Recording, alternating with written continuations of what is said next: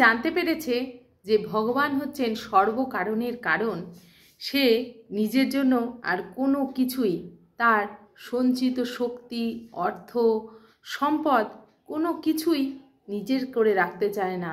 সে ভগবানের শুধুমাত্র সেবা করে, সেই সমস্ত কিছু ভগবানের সেবায় লাগিয়ে দিয়ে সে যথার্থ ভগবত ভক্তি লাভ করতে চায়। এছাড়া কোনো কাজেই তার আর কিন্তু কোনো স্পৃহা থাকে না। আজকে আমরা শ্লোক নাম্বার 21 পাঠ করব এবং আমরা তার অনুবাদ ও তাৎপর্য দেখতে পাবো যে প্রভুপাদ এখানে কি বলছেন। তার আগে অবশ্যই মঙ্গলাচরণ। ওম অজ্ঞানতিমিরান্ধস্য জ্ঞানাঞ্জন শলাকায়া চক্ষুমলিতং যেন তস্मै শ্রী গুরুবে নমঃ।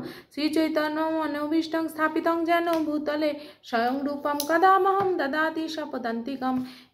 হে কৃষ্ণ করুণা সিন্ধু দীনবন্ধু জগৎপতি গোপেশ গোপিকাকান্ত রাধাকান্ত নমস্তে। তপ্ত কাঞ্চন গৌরাঙ্গী রাধে বৃন্দাবনেশ্বরী বৃষভানুসুতে দেবী প্রণমামি হরিপ্রিয়ে। বঞ্ছাকল্পতরুহশ্চ কৃপা সিন্ধুভৈবচ পতিতানাং পাবনেভ্যো বৈষ্ণবেভ্যো নমো নমঃ। জয় শ্রীকৃষ্ণ চৈতন্য প্রভু নিত্যানন্দ শ্রী অদ্বৈত গদাধর শ্রীবাসাদি গৌর ভক্তবৃন্দ। হরে কৃষ্ণ কৃষ্ণ কৃষ্ণ হরে হরে, হরে রাম রাম রাম হরে হরে। মূকং করোতি বাচালং পঙ্গুং লঙ্ঘয়তি গিরিম যৎকৃপাতমহং বন্দে পরমানন্দায় মাধব। শিল প্রভুপাদ কি জয়। গ্রন্থরাজ শ্রীমদ্ ভগবদ গীতা যথাযথের জয়। আজকে আমরা শ্রীমদ্ ভগবদ গীতা যথাযথের 4th অধ্যায় অর্থাৎ জ্ঞানযোগের শ্লোক নাম্বার 21 পাঠ করব এবং তার অনুবাদ ও তাৎপর্য প্রভুপাদ যেটা দিয়েছেন সেটা পাঠ করব। ছোট ছোট অনুবাদ এবং তাৎপর্য হলে হবে কি, তার কিন্তু অনেক অনেক মাহাত্ম্য, যেটাকে বুঝতে আমাদের অনেক সময় লেগে যায়। আর খুব সুন্দর সুন্দর গুরুত্বপূর্ণ শ্লোকগুলি আমরা কিন্তু এখন পাঠ করছি বা শ্রবণ করছি। আমরা শ্লোক নাম্বার 21 পাঠ করে নিই। নিরাশী যত চিত্তাত্মা তক্ত সর্বপরিগ্রহ শরীরম কেবলম কর্ম কুবর্ণ না আপনতি ক্লিবিষম। অনুবাদ: এই প্রকার জ্ঞানী ব্যক্তি তার মন ও বুদ্ধিকে সর্বতোভাবে সংযত করে কার্য করেন। তিনি ফলের আশা পরিত্যাগ করে এবং প্রভুত্ব করার প্রবৃত্তি ত্যাগ করে কেবল জীবন ধারণের জন্য কর্ম করেন। আমাকে এই ভগবান জীবন দিয়েছেন, আমাকে এই জীবনের ধারণ করতে হবে, আমার এটা কর্তব্য, তাই আমি এটা করছি। আর ভগবানের আমি নিত্যদাস, ভগবানের সেবা করে যাব। এইভাবে কর্ম করার ফলে কোনো রকম পাপ তাকে স্পর্শ করতে পারে না। তাৎপর্য প্রভুপাদ বলছেন, কৃষ্ণ ভাবনা অমৃত যিনি লাভ করেছেন, তিনি তার কাজকর্মের ফলস্বরূপ শুভ অশুভ কোনো ফলেরই আশা করেন না।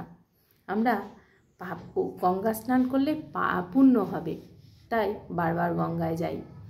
এরকম যে কৃষ্ণ ভক্ত ভক্তে পরিণত হয়েছেন বা কৃষ্ণ ভাবনামৃত পান করেছেন, সে কোনো রকম পাপ বা পুণ্য, শুভ অথবা অশুভ ফলের আশা করে না। তার মন এবং বুদ্ধি সম্পূর্ণভাবে সংযত।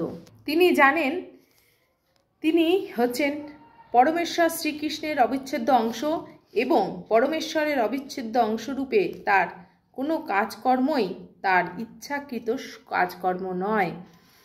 সেই কাজকর্ম করা হয় ভগবানের ইচ্ছার প্রভাবে। যেমন আমরা যখন আমাদের হাতটাকে নাড়ি, তখন হাতটা নিজের ইচ্ছায় নড়ে না, সমস্ত শরীরের কৃপার ফলেই তবে এই কাজ হয়ে থাকে। যেমন আমাদের হাতটাকে আমরা নাড়ছি, আমাদের পুরো শরীরটা ঠিকঠাক আছে বলেই আমরা কিন্তু হাতটাকে নাড়তে পারছি, শরীরটা তাকে সাহায্য করছে বলেই আমরা নাড়তে পারছি। তেমনি আমাদের এই জড়জগতের আমরা যে কাজকর্ম করছি বা আমাদের এই জীবন ধারণ ভগবানের কৃপার ফলেই, ভগবানের কৃপা করছেন তাই আমরা জীবন ধারণ করতে পারছি। ভগবত ভক্ত তাই তার ইন্দ্রিয় সুখ ভোগের কামনা বাসনার নিরর্থকতার উপলব্ধি করে সর্বতোভাবে ভগবানের সেবার্থে সমস্ত কাজকর্ম করেন।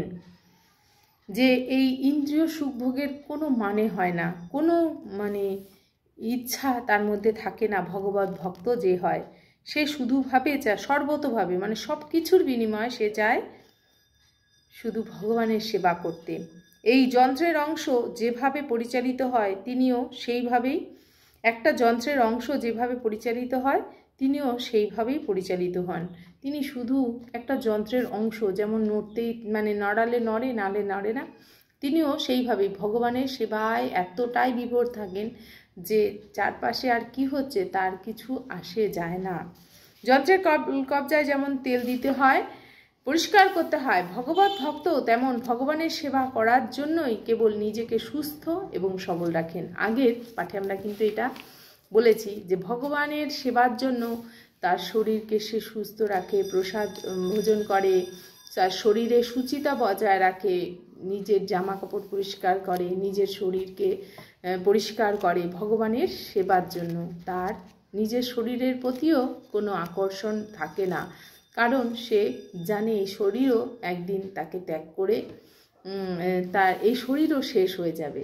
সে খুব ভালোভাবে বুঝতে পেরেছে যে এই জড়জগতের কোনো কিছুই এই নামটা পর্যন্ত তাকে ছেড়ে যেতে হবে।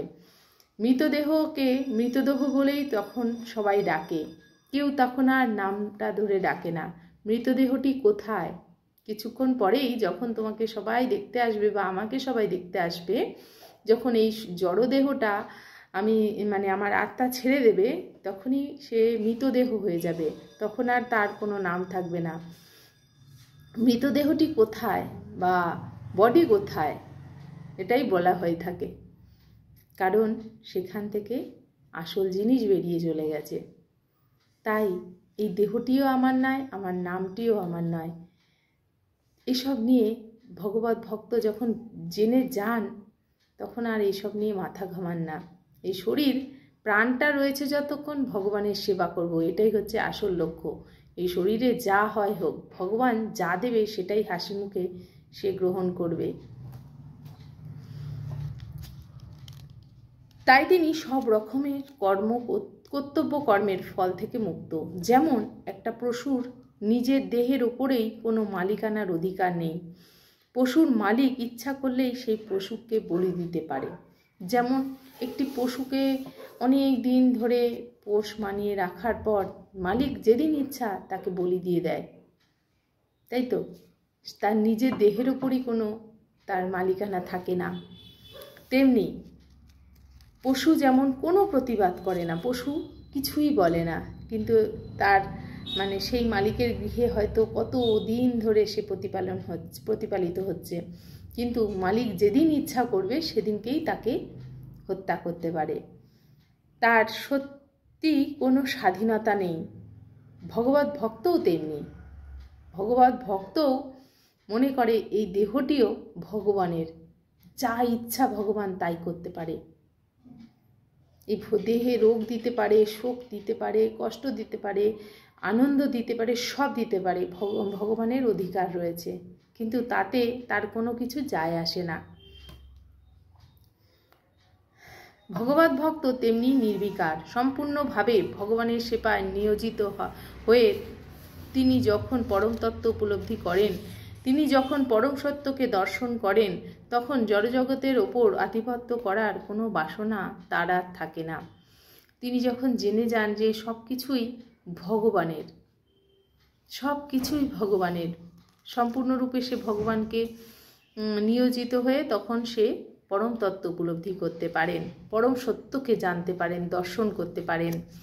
তখন আর এই জড়জগতে বাসনা থাকে না। জীবন ধারণের জন্য অসৎ উপায়ে অর্থ সংগ্রহের প্রচেষ্টাকে তিনি তখন নিতান্তই হাস্যকর বলে মনে করেন।